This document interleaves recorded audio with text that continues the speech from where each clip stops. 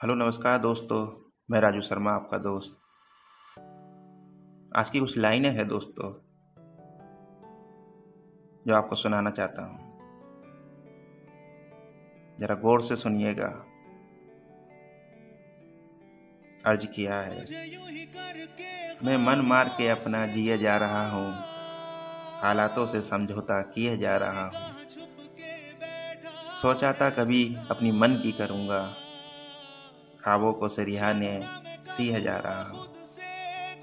ये वक्त कभी होगा हम पे भी मेहरबान यूं, उम्मीद का समा यूं हवा दिए जा रहा हूँ। एक बूंद बरसात की कभी रहमत की हम पे भी यूं गिरे, अक्सों को यूं ही फिलहाल पिए जा रहा हूँ। तेरी रजा के आगे औकात क्या किसी की, किस्मत समझ के सांसें लिए जा रहा हूँ। ये थी दोस्तों मेरी कुछ लाइनें।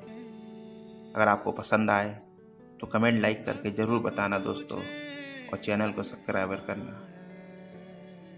फिलहाल आज के लिए इतना ही। कल फिर मिलेंगे आपसे एक नई कहानी के साथ। आज के लिए धन्यवाद दोस्तों।